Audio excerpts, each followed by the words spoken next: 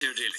Thanks, Concorla. And Minister, the basis of this bill is being put forward as being a mechanism to provide for the introduction of the Back to Work Family Dividend Scheme, supposedly to help job seekers with families and lone parents to return to work. But I don't think we can look at it in isolation, and we need to look at it in the context of the virtual assault which has taken place on the living standards of lone parents in particular, who have been pauperised under this government, particularly targeted, and the measures being put forward today don't in any way address that. In fact, in many ways, it could be argued that they exacerbate it, and I would reiterate the call of FLAC, where they have said and put forward to the government that what you should be doing actually is to reverse the changes to the one-parent family payment, and that also you should be carrying out a social impact assessment of the changes to that payment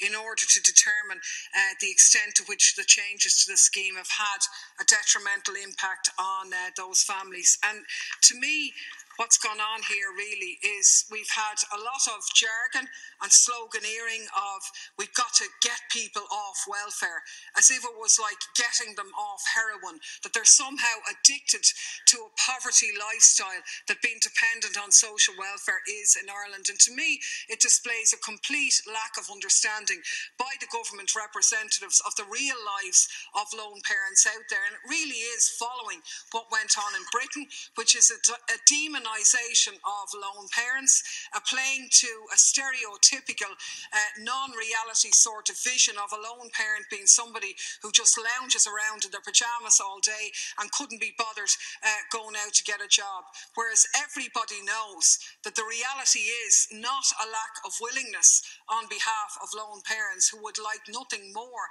than to have even the break from their family environment and be going out and being able to work. It is the lack of opportunity, of decent, well-paid jobs, and also the lack of affordable childcare. And to me, one of the reasons why things are so bad is some of the policies being implemented by the government in other areas.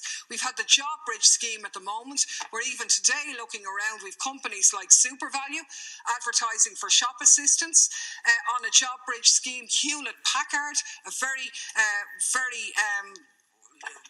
wealthy multinational corporation looking for interns as well. These schemes are replacing decent, well-paid jobs that should be available. And of course, lone parents find it very difficult to access these supports when there is no childcare. And I would hope that the government have read the Vincent de Paul study and survey of people in welfare, which showed categorically that people on welfare would like nothing better than the opportunity to get a decent job. But as Deputy Wallace said, those opportunities are few and far between. And I think the situation was summed up very well by a 31-year-old mother from down the country, mother of 3 children, who was in contact with us and who said that she gets maintenance arrangement through mediation of a €5 a week, which she's never actually received. She gets a fuel allowance of €20 a week, and her total income for herself and her 3 children is €267.60. Now, this woman, with the help of NGOs out there,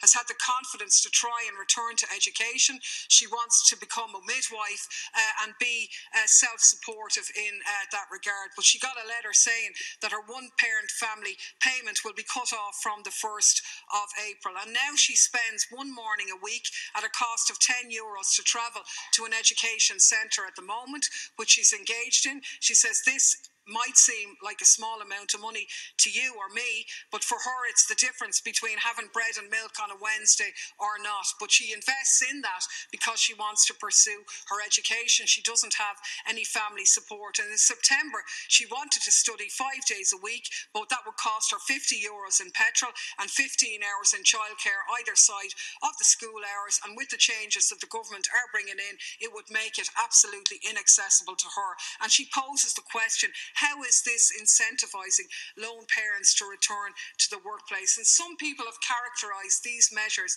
as a deliberate act of structural violence against lone parents. And I don't see that as an exaggeration. We are actually structuring a scenario where lone parents can't access educational opportunities and decent jobs and are actually being thrown and offered sort of springboard courses with very little chance of advancement or meaningful employment at the end of it. And I think we do have to step back. I reiterate the call made by FLAC that we need to reverse the cuts that have taken place and take full stock of where we are in our dealings with lone parents rather than pursuing this project of social vandalism and targeting of this vulnerable group yet again.